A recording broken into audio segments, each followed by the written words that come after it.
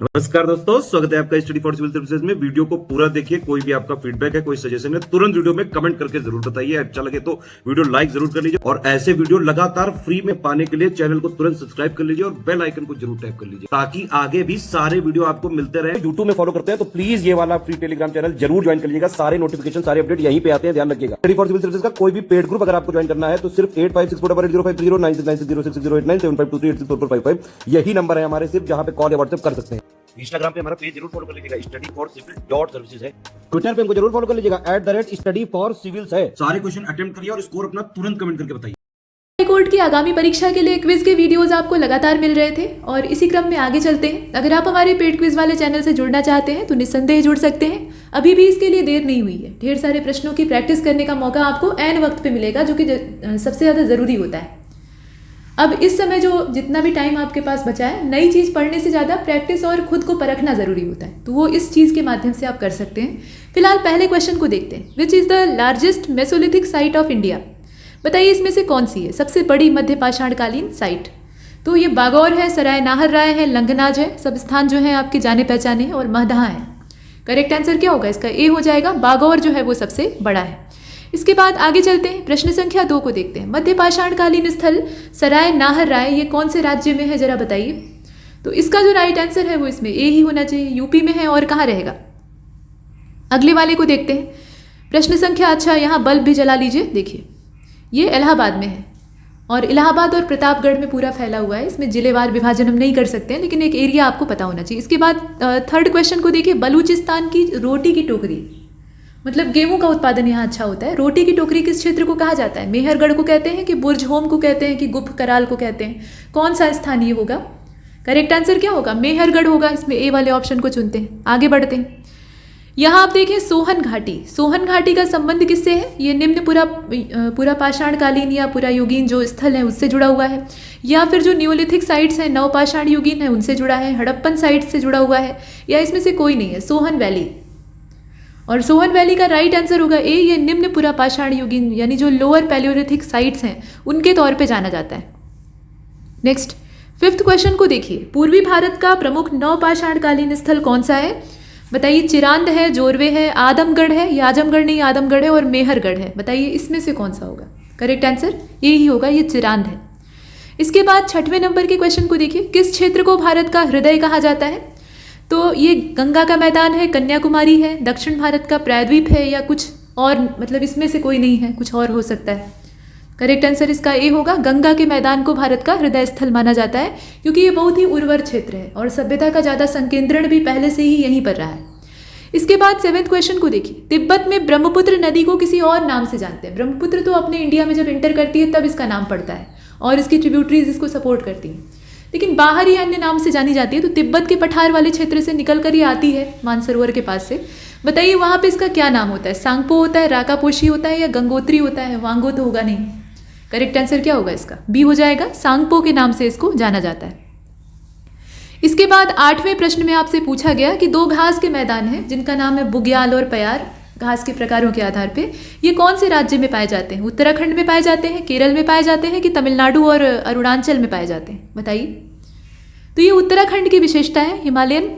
और इसके बाद 9वें नंबर के प्रश्न में देखें, चांगला पास का पूछा जा रहा है। या तो आप चांगला लिख लीजिए और नहीं तो चांग दर्रा लिख लीजिए, क्योंकि ला का मतलब भी वही होता है, दर्रा ही। दर्रा और ला में कोई फर्क नहीं, वो पहाड़ी भाषा है। फिलहाल चांगला कहाँ पे है? ये जम्मू कश्मीर में है, सिक्किम में है, अरुणाचल में है, या उत्तराखंड में? देखकर बताइए। और इसका जो राइट आंसर है वो इसमें ए हो जाएगा, ये जम्मू कश्मीर में। इसके बाद आगे बढ़ते हैं। प्रश्न संख्या 10 को देखते हैं। दर्रों को देख लीजिएगा एक बार। अच्छा, पूर्वी घाट की सबसे ऊंची चोटी कौन सी है? पूर्वी घाट में वैसे भी चपटापन ज़्यादा है, ऊंचाई कम है, तो इसमें से सबसे ऊंची चोटी पूर्वी घाट की कौन सी है? महेंद्रगिरी है, अनाईमुडी है, दोदा बेटा है, या फिर हरिश्चंद्र श्रेणी है? करेक्ट आंसर ए हो जाएगा, ये महेंद्रगिरी। इसके बाद 11वें क्वेश्चन को देखिए। सूर्य के किरणों की तीव्रता नापने वाला जो उपकरण होता है उसको क्या कहते हैं? वो एक्टिनोमीटर होता है, एल्टीमीटर होता है, हाइड्रोमीटर होता है, या फिर वेंचुरी मीटर होता है? इसमें आप देखकर बताएं। और ये जो 11th क्वेश्चन है इसका करेक्ट आंसर एक्टिनोमीटर हो जाएगा। ठीक है, एक्टिनोमीटर से हम क्या करते हैं? सूर्य की किरणों की तीव्रता नापते हैं। और आप जानते हैं कि हमारा सूर्य एक तारा है जिसके अंदर नाभिकीय संलयन यानी जो न्यूक्लियर फ्यूजन का प्रोसेस है वो लगातार चल रहा है और हाइड्रोजन के नाभिक संयुक्त होकर हीलियम के नाभिकों का निर्माण कर रहे हैं और बेहिसाब विकिरण ऊर्जा वहाँ से रिलीज हो रही है, जिसका कि बहुत थोड़ा सा हिस्सा पृथ्वी तक पहुँचता है और वही जीवनदायी। इसके बाद आगे बढ़ते हैं, प्रश्न संख्या 12 को देखें। ध्वनि का तारत्व किस चीज़ पर निर्भर करता है?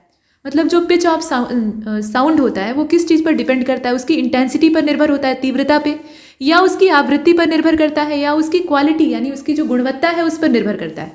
बताइए, जो उसकी पिच होती है, आप जानते हैं ना शेर की दहाड़ और मच्छर की भिनभिनाहट, पिच किसकी ज़्यादा होती है? मच्छर की भिनभिनाहट की, इसीलिए वो तीखी मालूम होती है। तो ध्वनि का तारत्व किस चीज़ पर निर्भर करता है?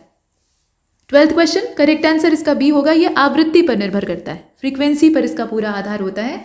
और आप जानते हैं कि महिलाओं की जो पिच होती है वो पुरुषों की तुलना में ज़्यादा होती है, तो वो बोलेंगी अगर तेज आवाज़ में तो वो कर्कश मालूम होगा। इसके बाद 13वें नंबर के प्रश्न को देखिए। भारी आवाज़ बर्दाश्त के काबिल होती है। एक अवतल दर्पण के वक्रता केंद्र पर रखी हुई जो वस्तु है उसका प्रतिबिंब कहाँ बनेगा? तो अवतल दर्पण पहले बना लीजिएगा और उसके बाद तब इस प्रश्न का उत्तर दीजिएगा। यहाँ ये पूछा गया, इसका इंग्लिश वर्जन भी देख लीजिए। Where will the image of an object place at the centre of curvature of the concave mirror be form? ये कहाँ पर बनेगा ये आपको बताना है। तो ये मुख्य फोकस पे बन जाएगा या फिर between the principal focus and centre of curvature यानी वक्रता केंद्र और मुख्य फोकस के बीच में बनेगा। दो ऑप्शन और हैं, एक तो वक्रता केंद्र पर ही बना रहा है और दूसरा वक्रता केंद्र से परे बना रहा है। देखें और बताएं करेक्ट आंसर क्या होगा इसका? सी हो जाएगा। ठीक है, वक्रता केंद्र पर बनेगा। इसके बाद आगे बढ़ते हैं, प्रश्न संख्या 14 को देखिए। कॉस्मिक किरणें ये क्या है असल में? मतलब कॉस्मिक रेज के बारे में आप पढ़ते हैं, बहुत सारे रिसर्च इस पे चलते रहते हैं हमेशा। तो ये है क्या? ये चार्ज पार्टिकल्स होते हैं या फिर अनचार्ज पार्टिकल होते हैं या दोनों तरीके के पार्टिकल इसमें पाए जाते हैं या कुछ नहीं? तो बताइए इन रेज में क्या पाए जाते हैं? मतलब चार्ज पार्टिकल होते हैं कि अनचार्ज होते हैं? क्वेश्चन नंबर 14, करेक्ट आंसर इसका सी हो जाएगा। आवेशित और अनावेशित दोनों तरीके के कण होते हैं और ये बड़ी ही प्रभावशाली होती है। फोटोग्राफी का जो हम लोग काम करते हैं उसमें सामान्य तौर पर प्रयोग किए जाने वाले जो हाइपो नाम का पदार्थ होता है, इसका रासायनिक नाम क्या है? उसे ऐसे तो बोलचाल में हम हाइपो कहते हैं, लेकिन असल में रासायनिक संरचना के आधार पर उसका जो लेबोरेटरी वाला नाम है वो क्या है? उसे सोडियम थायोसल्फेट के नाम से जाना जाता है, सिल्वर आयोडाइड होता है, सिल्वर नाइट्रेट होता है एक्चुअली, या फिर सोडियम नाइट्रेट होता है। 15 आप देख रहे हैं, करेक्ट आंसर सोडियम थायोसल्फेट। ये जो हाइपो है ना, इसका एक्चुअल नाम है सोडियम थायोसल्फेट। इसके बाद 16वें नंबर के प्रश्न को देखिए। कहा जा रहा है कि निम्नलिखित में से कौन सा एक गैर सेलुलोजी रेशे का उदाहरण है, यानी ये नॉन सेलुलोजिक फाइबर है। ये जूट है, रेयॉन है, नाइलॉन है या फिर लिनोन है? लिनेन इसे कहा जाता है और इसमें आप देखकर बताएं। तो 16वां जो है ना, इसका करेक्ट आंसर सी हो जाएगा। ये नायलॉन है असल में। ये गैर सेलुलोजी रेशे का उदाहरण है जिसमें कि सेलुलोज नहीं पाया जाता है। इसके बाद 17वें और बाकी जितने हैं वो वनस्पति उत्पाद हैं, तो उसमें सेलुलोज की भरमार होती है। इसके बाद प्रश्न संख्या 17 को देखिए। लैंगरहैंस द्वीपिकाएं ये अपने इंसानी शरीर में ही पाई जाती हैं, लेकिन कहाँ पर पाई जाती हैं आप बताइए? डायबिटीज़ के लिए उत्तरदायी होती हैं क्योंकि इनका स्वरूप बिगड़ जाता है, ये अनियमित स्राव उत्पन्न करती हैं। ये है कहाँ पे? लिवर में होती हैं, या जो स्मॉल इंस्टेटाइन हमारी है लच्छेदार नूडल की तरह से उसके अंदर पाई जाती हैं, या पेंक्रियाज के अंदर होती हैं, या फिर गाल ब्लैडर में पाई जाती हैं यानी पित्ताशय में। करेक्ट आंसर इसका अग्न्याशय होगा। ठीक है, अग्न्याशय के अंतर्गत ये पाई जाती हैं और इंसुलिन हार्मोन का जब स्रावण गड़बड़ होता है वो यहीं से होता है। तो अगर उसके स्राव में गड़बड़ी आती है, वो ज़्यादा रिलीज होता है या कम रिलीज होता है, तो उससे दो तरह की बीमारी, मतलब एक तो डायबिटीज़ और दूसरा हाइपोग्लाइसीमिया, ये हो सकता है। तो अग्न्याशय इसका राइट आंसर होगा। इसके बाद क्वेश्चन नंबर 18 को देखिए।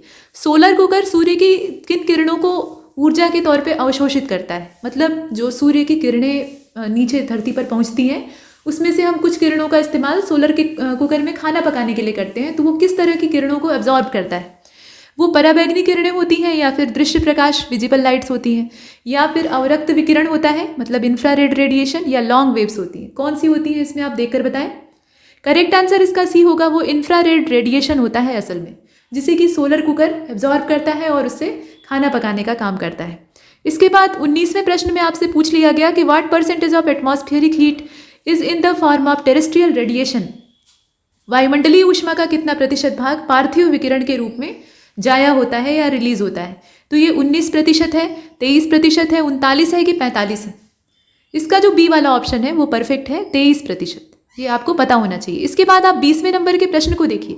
What percentage of the surface is covered by sedimentary rock? जो सेडिमेंट्री रॉक होती हैं उनसे हमारी पूरी पृथ्वी का कितना सरफेस कवर है, 1/3 या फिर आधा या फिर 2/3 या 3/4, इसमें से कौन सा ऑप्शन होगा? करेक्ट आंसर डी हो जाएगा, 3/4। ये जो सेडिमेंट्री रॉक्स होती हैं इनकी तादाद ज़्यादा होती है। तो यहाँ तक हमने प्रश्नों को हल किया है और इस क्विज़ के वीडियो में इतना ही। आगे ऐसे वीडियोस आपको लगातार मिलते रहेंगे और हमारे इस पेड क्विज़ वाले चैनल से आप जुड़ सकते हैं। यहाँ आपको बेहिसाब लाभ होगा। तब तक के लिए नमस्कार।